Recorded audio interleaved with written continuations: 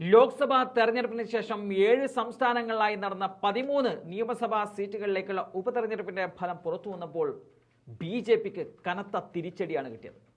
13-ൽ 2 സീറ്റിൽ മാത്രമാണ് ബി.ജെ.പിക്ക് ജയിക്കാനായത്.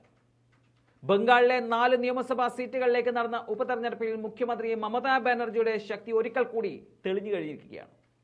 മമതയുടെ പാർട്ടിയായ തൃണമൂൽ കോൺഗ്രസ് ഉപതെരഞ്ഞെടുപ്പിൽ തൂത്തുവാരി ബി.ജെ.പിയെ തുടച്ചു നീക്കിയിരിക്കുകയാണ്. സംസ്ഥാനത്തെ റായ്ഗഞ്ച്, ബാഗ്ദ, രണഗഡ്, മണിക്തല എന്നീ 4 സീറ്റുകളിലും ടി.എം.സി സ്ഥാനാർത്ഥികൾ മികച്ച വിജയം നേടി. ഹിമാചലിലെ 3 സീറ്റുകളിലും നടന്ന ഉപതെരഞ്ഞെടുപ്പിൽ കോൺഗ്രസിന് 2 സീറ്റും ബി.ജെ.പിക്ക് 1 സീറ്റും മാത്രമാണ് നേടാൻ സാധിച്ചത്. മുഖ്യമന്ത്രി സുഖ്വീന്ദർ സിംഗ് സുഖുവിന്റെ ഭാര്യ കമലേഷ് ഠാക്കൂർ സംസ്ഥാനത്തെ ഡെഹ്റ സീറ്റിൽ വിജയിച്ചപ്പോൾ നാലഗഡ് സീറ്റിൽ കോൺഗ്രസ് പിടിച്ചെടുക്കുകയായിരുന്നു. എന്നാൽ ഹാമിർപൂർ സീറ്റിൽ കഷ്ടിച്ച് കടന്നുകൂടുകയായിരുന്നു ബി.ജെ.പി. ഉത്തരാഖണ്ഡിലെ മംഗളൂർ, ബദ്രിനാഥ് എന്നീ 2 സീറ്റുകളിലും ബി.ജെ.പിയെ പരാജയപ്പെടുത്തി കോൺഗ്രസ് സ്ഥാനാർത്ഥികൾ വിജയിച്ചു. തമിഴ്നാട്ടിലെ വക്രവണ്ടി സീറ്റിൽ GMK സ്ഥാനാർത്ഥി അന്യൂർ ശിവ തന്റെ എതിരാളിയായ PMK സ്ഥാനാർത്ഥിയായ അൻപുമണിയെ 67,700 വോട്ടുകൾക്കാണ് പരാജയപ്പെടുത്തിയത്. പഞ്ചാബിലെ ജലന്ധർ വെസ്റ്റ് നിയമസഭാ സീറ്റിൽ ആം ആദ്മി പാർട്ടി ഉജ്ജ്വല വിജയമാണ് നേടിയത്. മൊഹീന്ദർ ഭഗത്തിനെയാണ് ആം ആദ്മി അവിടെ മത്സരിപ്പിച്ചത്. ബി.ജെ.പിയുടെ ശീതൽ അങ്കുരലിനെ 37,000 വോട്ടുകളുടെ ഭൂരിപക്ഷത്തിലാണ് അദ്ദേഹം പരാജയപ്പെടുത്തിയത്.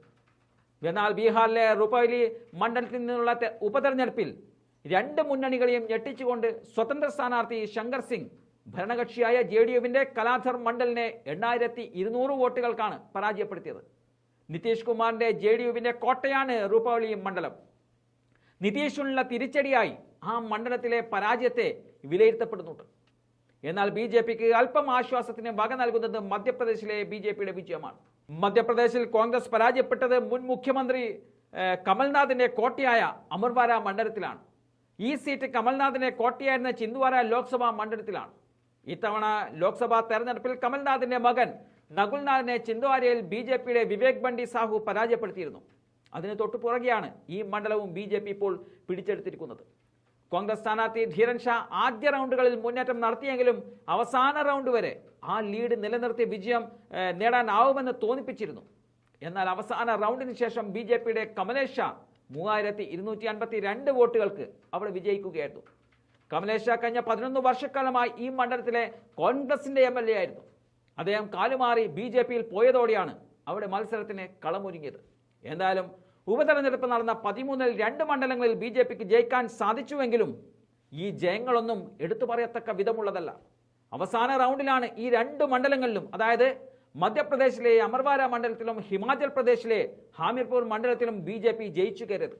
അതുകൊണ്ട് തന്നെ ഈ ഉപതെരഞ്ഞെടുപ്പ് ബി.ജെ.പിക്കുള്ള ശക്തമായ മുന്നറിയിപ്പായിട്ടാണ് രാഷ്ട്രീയ നിരീക്ഷകർ വിലയിരുത്തപ്പെടുന്നത്.